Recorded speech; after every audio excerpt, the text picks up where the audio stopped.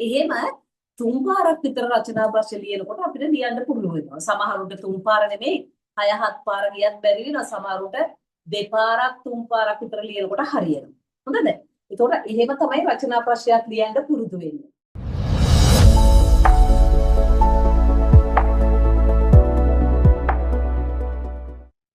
ප්‍රතික්‍රියාවකට සහභාගී වෙන්නේ උපස්ථර. ඊළඟට එන්සයිමය. අපි සරල සටහනක් ඉස්සෙල්ලාම හදාගෙන පොයින්ට්ස් ලියමු. මේක ප්‍රත්‍යාවර්තයි කොහොම දෙපැත්තට.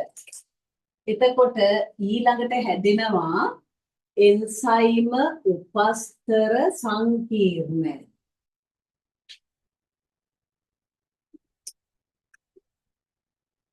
එන්සයිම උපස්ථර සංකීර්ණයක් හදනවා. හදලා මේක මොකක් වෙනවද? එන්සයිමෙම එහෙමම තිබිලා උපස්ථරය ඵලය බවට පත් වෙනවා. එන්සයිමය නිදහස් වෙනවා. එන්සයිමය නිදහස් වෙනවා. අපි ඉස්සෙල්ලාම පොයින්ට්ස් ලියන්න කලින් ඔය වගේ තියෙන මේ අදාළ කොටස විස්තර කරගෙන යනවා. මොනවද මේ කරන්න ඕනේ හරියට. දැන් එතකොට මේ ප්‍රතික්‍රියා යාමනය කරන්න දැන් ඔන්න දායක වෙන මෙන්න අපේ එන්සයිමය. අපි එන්සයිමය කියන්නේ පොලිපෙප්ටයිඩ් දාමයක්. මෙන්න එන්සයිමේ තියෙන විශේෂිත හැඩදරන ත්‍රිමාණ ප්‍රතීක ව්‍යුහයේ තියෙන පොලිපෙප්ටයිඩ් දාමය.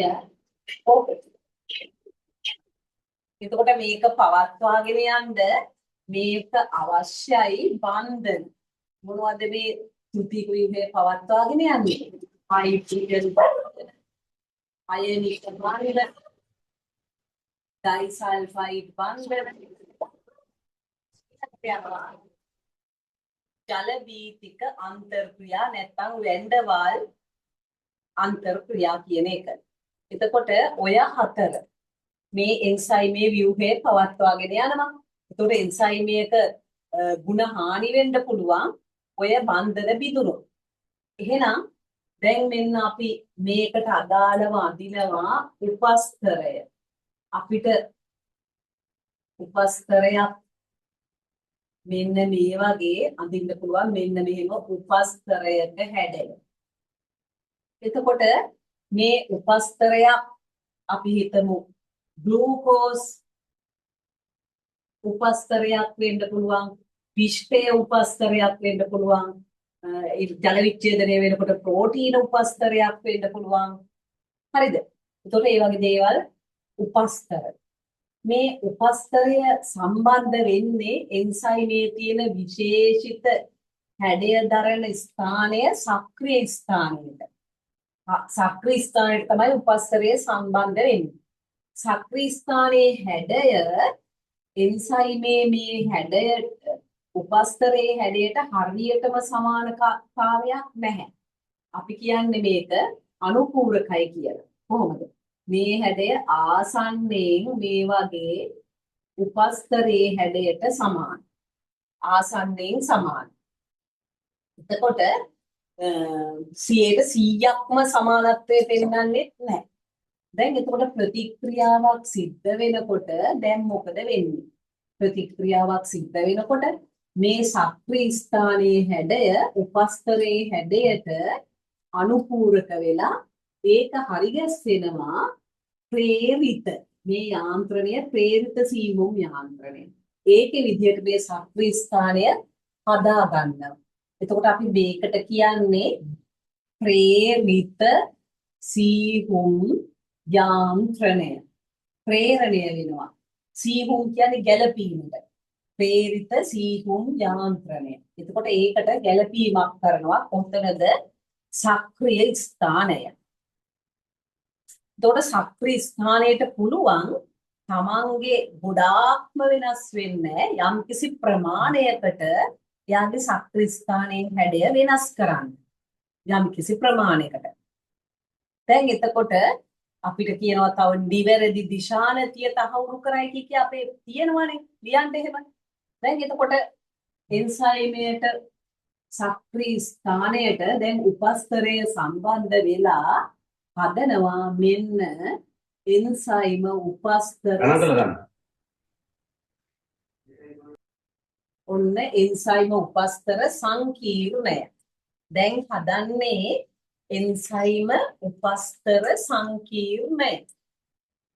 දැන් එන්සයිම උපස්තර සංකීර්ණය හදනකොට එන්සයිම අණුවයි උපස්තර අණුවයි ඉතා හොඳින් ලංවීමක් වෙනවා. ඉතා හොඳින් ලංවීමක් වීම නිසා මේ දෙන්නගේ අතර ප්‍රතික්‍රියාව ස්ථිරවම එතකොට ප්‍රතික්‍රියාව අවශ්‍ය විදිහට කරන්න පුළුවන් වෙනවා.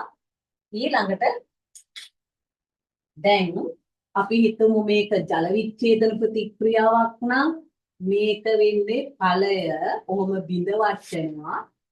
අපි හිතමු මෝල් ටෝස් නම් කොටස් දෙකකට බෙදුවා.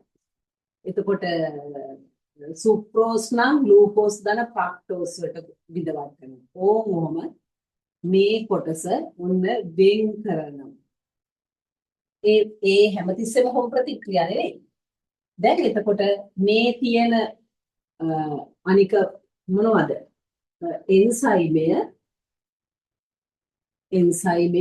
කිසිම වෙනසක් නැතුව ඔය අර තිබෙන ඔය කිසිම වෙනසක් නැතුව ඔහොම එන්සයිමේ නිදහස් වෙනවා. බන්ධන වලට මුකුත් බලපෑමක් කරන්නේ නැතුව.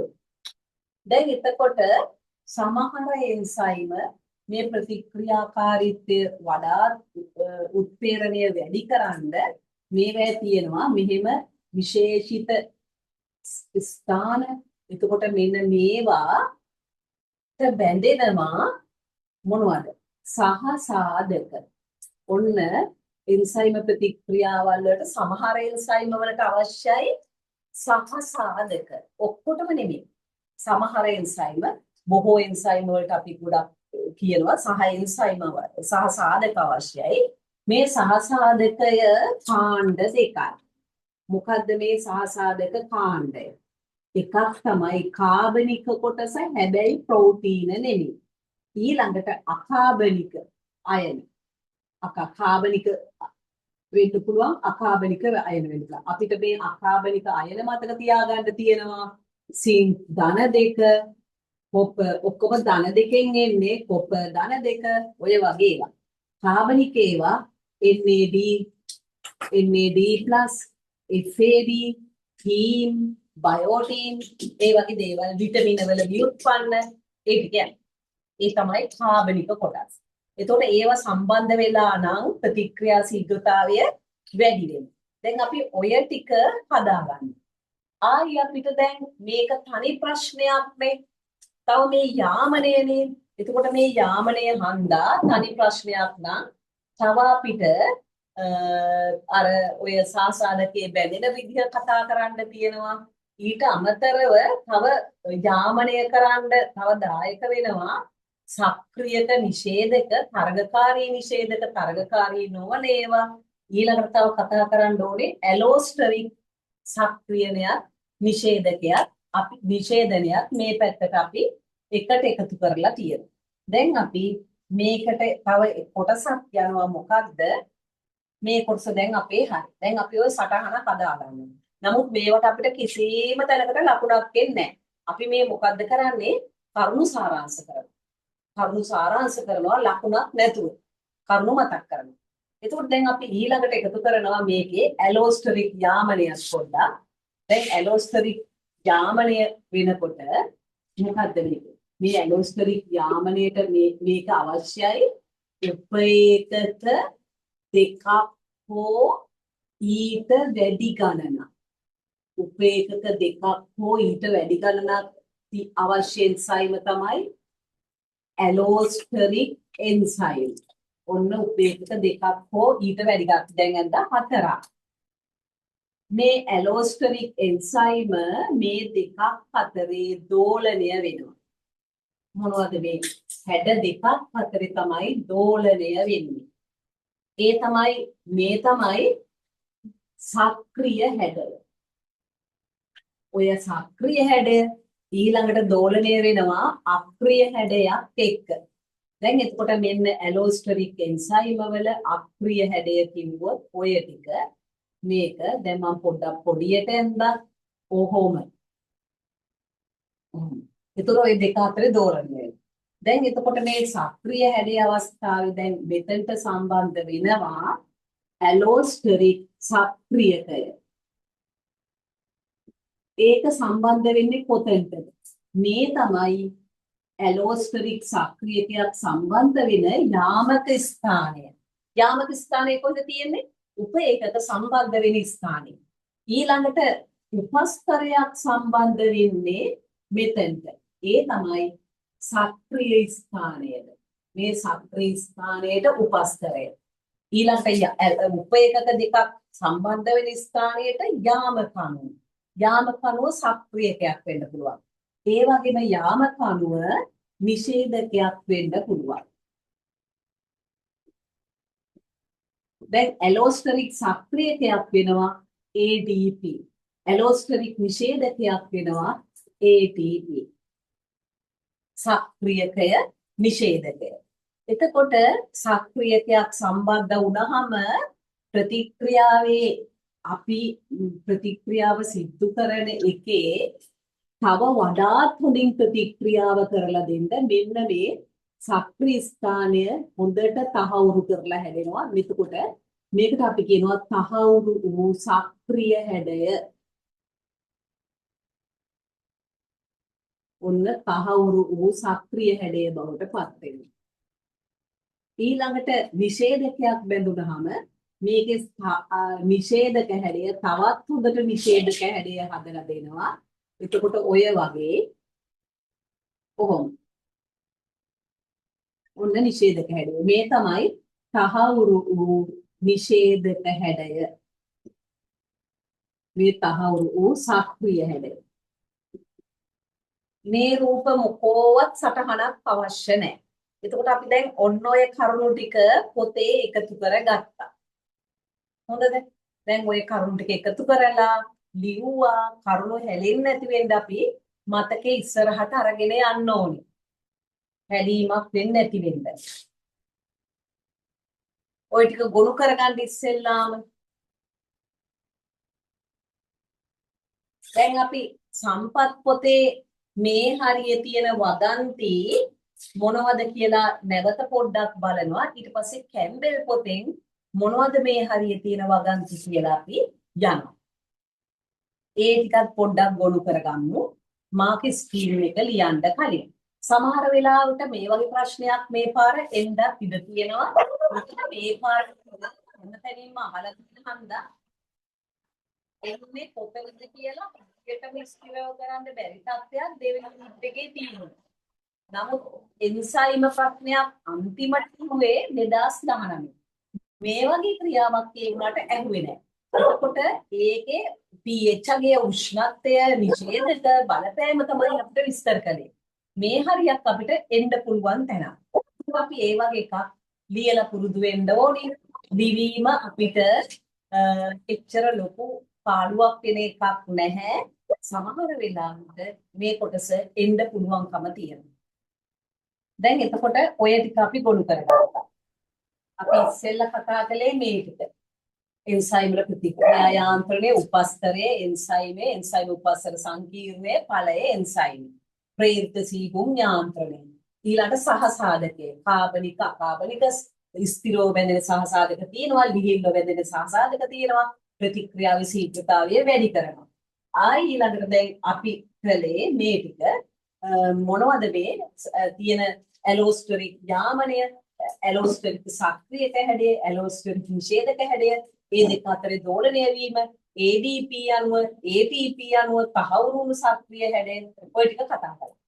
දැන් ඔය ටික දැනගත්තයි කියලා අපි ටක් ගාලා ලියාගෙන යන්නේ නැහැ මාකස් කියන එක. හොඳද? දැන් අපි යනවා ඊළඟට අපේ පොතට තියෙන්නේ මොනවද කියලා වචනේ. දැන් මෙතන කියනවා දැන් සුක්‍රෝස් ජලය සුක්‍රේස් මගින් එන්සයිමේ මගින් ජල විච්ඡේදනය වෙලා ග්ලූකෝස් සහ ෆ්‍රක්ටෝස් වලට බිඳ වැටෙනවා. ඒතකොට සුක්‍රෝස් ඩයිසැකරයිඩයක් සුක්‍රේස් එන්සයිමේ. එතකොට ප්‍රෝටීනේස් ග්ලූකෝස් සහ ෆ්‍රක්ටෝස් වලට. ඊළඟට මේ තමයි එන්සයිම ප්‍රතික්‍රියාවක ප්‍රතික්‍රියක ඵල සක්‍රිය එන්සයිම මගින් ප්‍රතික්‍රියාවේ සක්‍රීය ශක්තිය මොකක් කරනවද? අඩු කරනවා. ප්‍රතික්‍රියාවේ සක්‍රීය ශක්තිය අඩු කරන ආකාරය එතකොට ප්‍රතික්‍රියක ඵල එතකොට මේ තමයි මේ එන්සයිමයක් තියෙනවා නම් නැති වෙනවා නම් කියලා එකේ වෙන් කරලා නැහැ. මේ තමයි එන්සයිමයක් තියෙන කොටයි නැති වෙන කොටයි ප්‍රතික්‍රියාවේ සක්‍රීය ශක්තිය වෙනස් කරන ආකාරය පෙන්වන්නේ ඔය විදිහට. දැන් එතකොට මේ තමයි එන්සයිමය තියෙන ව්‍යුහය. ඒකේ ඇලියක් ඇතුලේ තමයි තියෙන්නේ සක්‍රීය ස්ථානය. මේ සක්‍රීය ස්ථානයට උපස්තරයක් සම්බන්ධ වෙනවා. මේ තමයි ඇක්ටිව් සයිට්. සක්‍රීය ස්ථානය උපස්තරය මේ ඇලියක් ඇතුලේ ඇලියක් බඳු ප්‍රදේශයක තියෙනවා කියලා කියන්නේ. එතකොට ඔන්න ඔය විදිහට. මේ තමයි එන්සයිම ප්‍රතික්‍රියාවකට උෂ්ණත්වයේ බලපෑම. මෙන්න ප්‍රතික්‍රියා වේගය, උෂ්ණත්වය, දේහ උෂ්ණත්වය සෙල්සියස් අංශක 40ට වඩා 37 වෙනකොට ප්‍රතික්‍රියාවේ ප්‍රශස්ත උෂ්ණත්වය වෙනවා. ඊට වඩා උෂ්ණත්වය වැඩි වෙනකොට ප්‍රතික්‍රියා ශීඝ්‍රතාවය අඩු වෙනවා.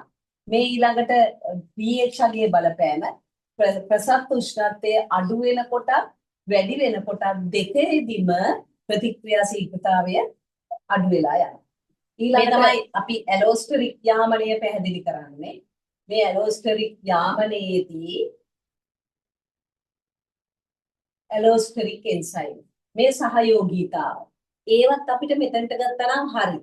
දැන් ඇලෝස්ටරික් එන්සයිම් උපේකක දෙකක් හෝ ඊට වැඩි ගණනක්.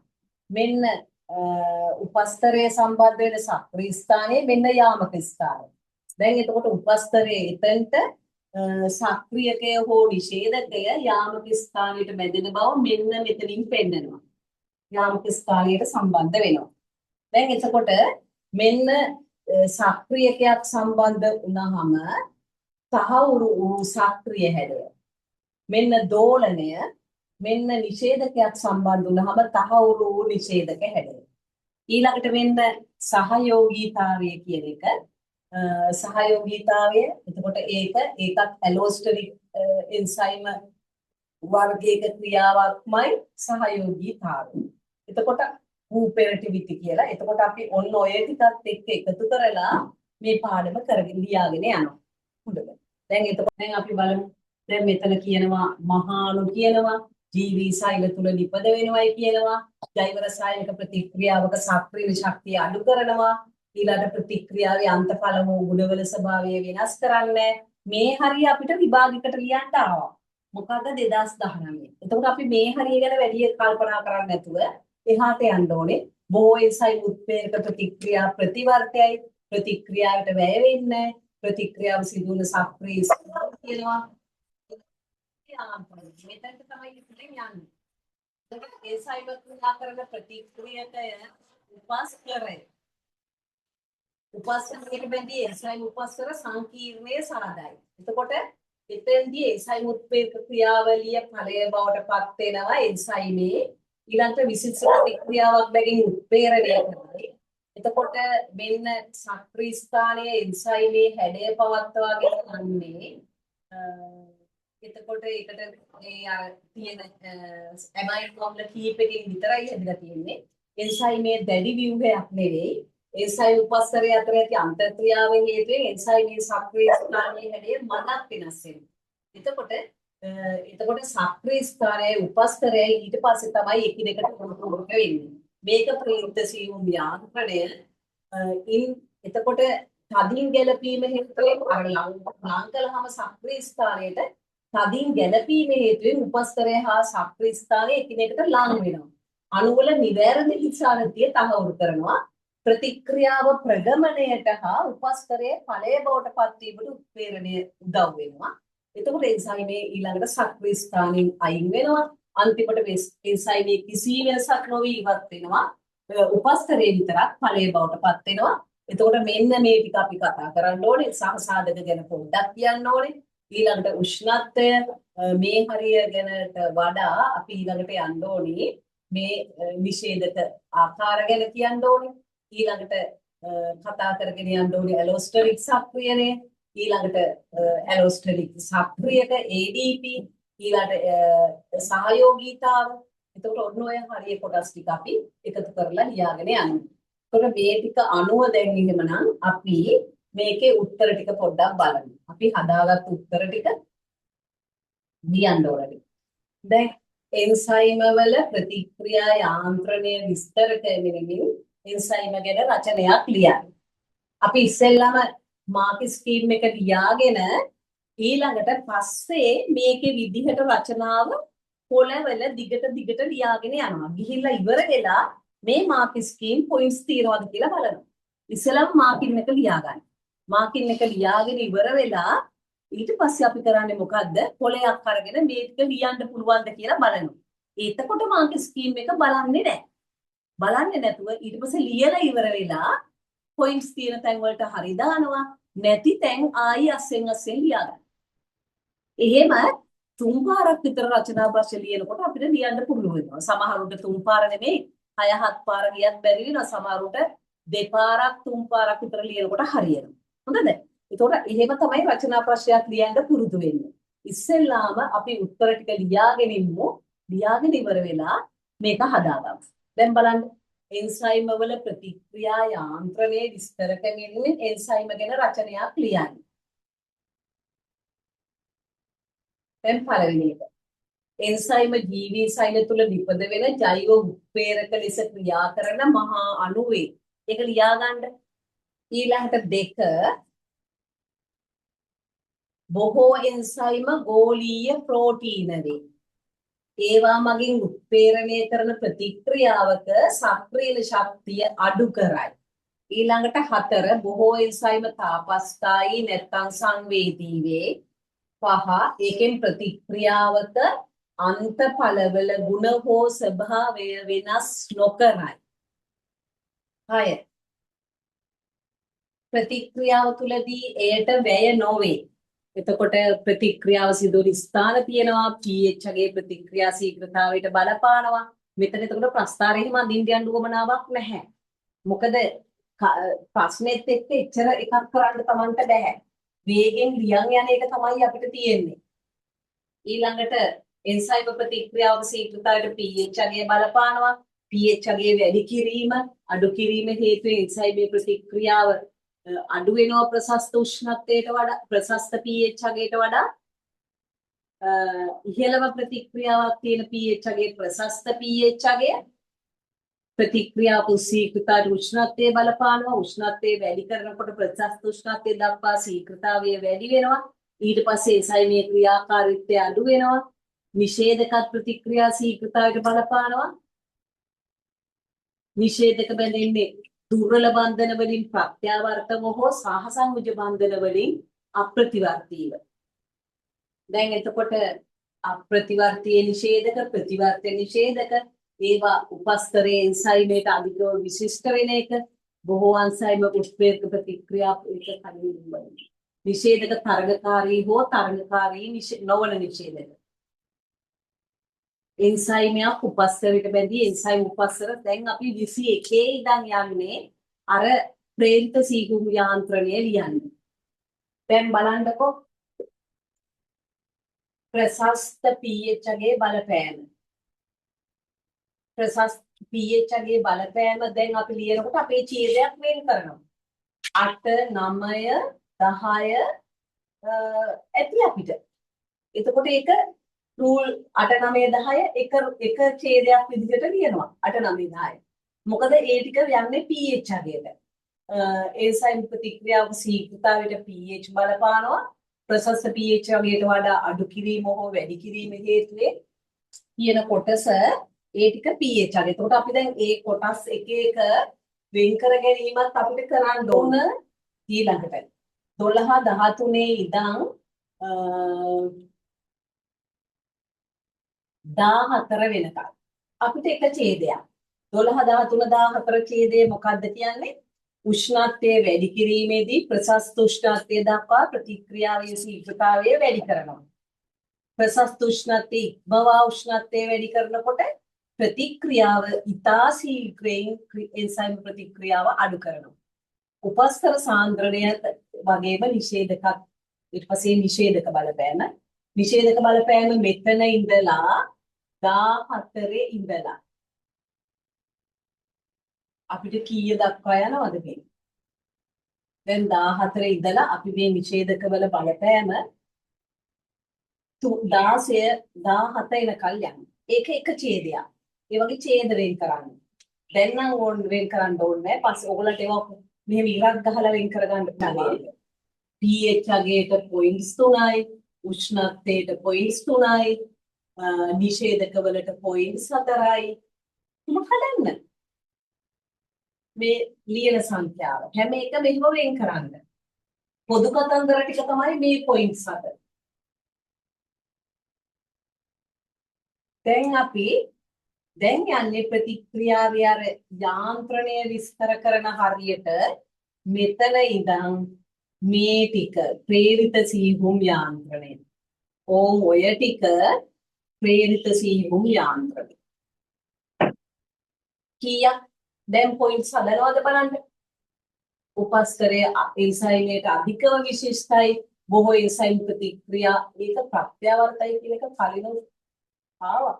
නිෂේධක තරඟකාරී හෝ තරඟකාරී නොවන නිෂේධක එන්සයිමේ උපස්තරයට බැඳී එන්සයිම් උපස්තර සංකීර්ණයේ සෑදීම ඒ අතරතුරදී උත්ප්‍රේරකයේ ක්‍රියාව මගේ උපස්තරයේ ඵලය බවට පත්වීම එන්සයිමේ සක්‍රියස්ථානට උපස්තරයේ බැඳීම සක්‍රියස්ථානයේ හැඩය විශිෂ්ට උපස්තරයේ හැඩයට අනුපූරක වීම එන්සයිමේ සක්‍රියස්ථානයේ හැඩය සෑම විටම උපස්තරයට සම්පූර්ණයෙන්ම අනුපූරක නොවේ.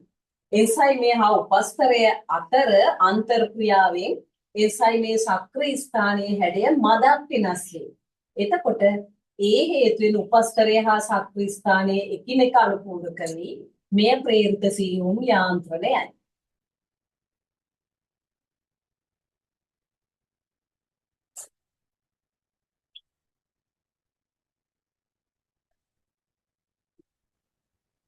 දැන් අර ලියාගෙන යනකොට වේගෙන් වචන ඔළුවට එන්න ඔය පොවා දෙතුන් වතාවක් ලියලා හදා ගන්න ඕනි.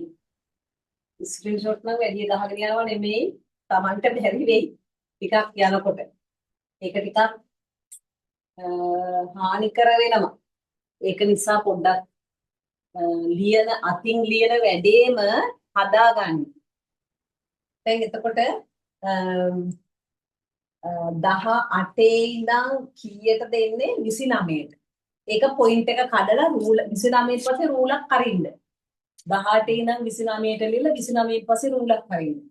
ඒ යන්නේ සහස්‍රාදක විස්තර කරලානේ. ඒක නිසා. මේ ප්‍රතික්‍රියාවට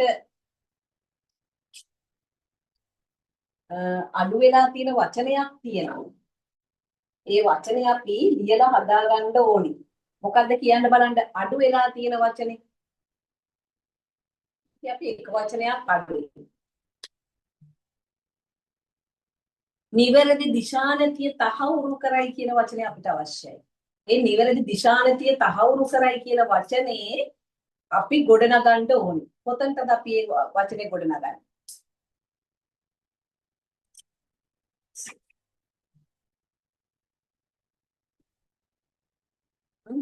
අපි නිවැරදි දිශානතිය තහවුරු කරයි කියලා වචනේ ගොඩනගන්න ඕනි මොකද්ද? තදින් ගැළපීම නිසා. තදින් ගැළපීම.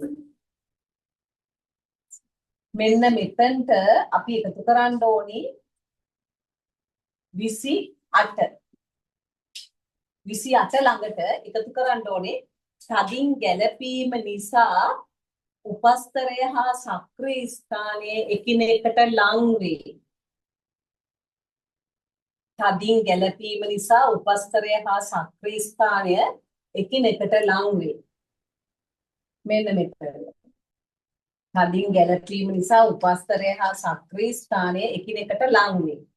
ඊළඟට තව යනවා එයින් අණුවේ නිවැරදි දිශානතිය තහවුරු කරයි. අණුවේ නිවැරදි දිශානතිය තහවුරු කරයි කියන වචනේ ගන්න ඕනේ. තව ඕනනම් අපි ලියන මේ ප්‍රතික්‍රියාවේ ප්‍රගමණයට හා උපස්තරය ඵලය බවට පත්වීම උත්ප්‍රේරණයට උපකාරී වේ. මේ ප්‍රතික්‍රියාවේ ප්‍රගමණයට හා උපස්තරයේ ඵලය බවට පත්වීමට උපකාරී වේ. ඒ වාක්‍යයක් ගන්න පුළුවන්.